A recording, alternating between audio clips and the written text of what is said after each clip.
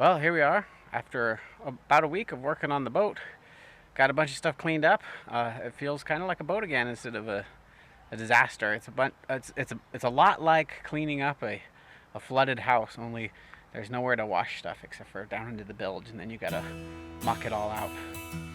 If you recall from the last episode, I bought a storm damaged boat in the Bahamas.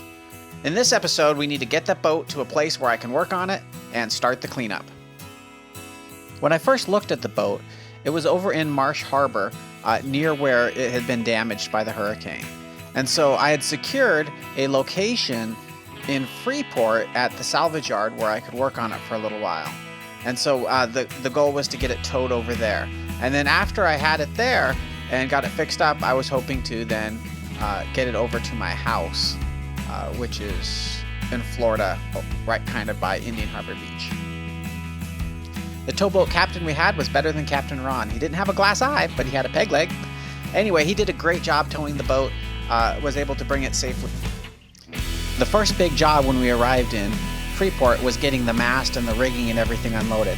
And so just with myself, my mom, and a forklift, we were able to get everything cleared. So I think I'm about 2.5 days in. The first step was unloading tons of masts and booms, and both for this boat and the hardtop, both for this boat and for another boat that was all stacked on top. It took a lot longer than I thought because the rigging was all tied up, was messed up together. Then I basically have started just hauling stuff off, and so my strategy isn't really to sort the stuff yet. My strategy is to just get everything off the boat and get it cleaned, because I want to get the smell out and I want to prevent mold. And I'm hopefully like 70% done with all the junk off the boat. So we've been pressure washing like crazy. We've got a lot cleaned up inside. It may not look like it, but I've got tons of stuff out of here so far. And this side, I haven't even started on, but it actually still looks the best. This side, I've done the most work on, and when it started, you couldn't even get down here. You couldn't even walk through. And the forward bathroom, although I got a lot of junk in there, that was just totally covered with, I don't know, barnacles and leaves and whatnot. And now it's pretty clean. I mean, relatively speaking.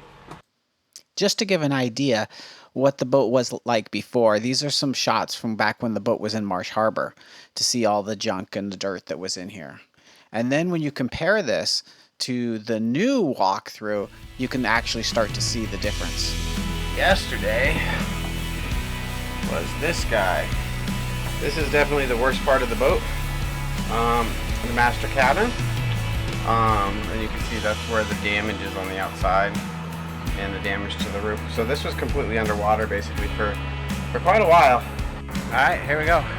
The first load of trash up to the road. Well, I just finished loading the last bit of garbage off the boat. So take a look at this.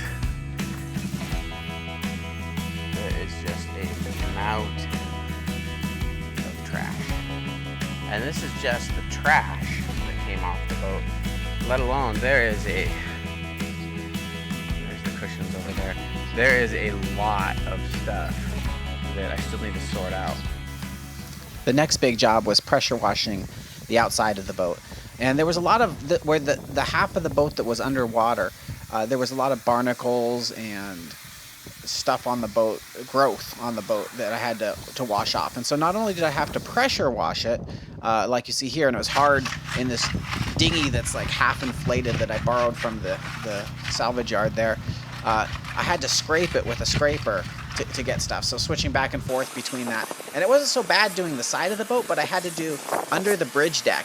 And so I'm laying on my back, holding onto a rope around my leg, trying to pressure wash 6 inches in front of my face of this stuff. So that was pretty crazy. And it took quite a few hours of pressure washing there. You can see I was working all the way into sunset, and where it started to get dark, and I was starting to get cold a little bit even though it was the Bahamas and soaking. But it turned out pretty good, as you can see. The deck cleaned up really nice. I mean, it's not perfect, but eventually, I'm going to either repaint or run stain remover, and a lot of that section where it's damaged is all going to get new gel coat when I build the new fiberglass section to it. So overall, I'm pretty happy with it.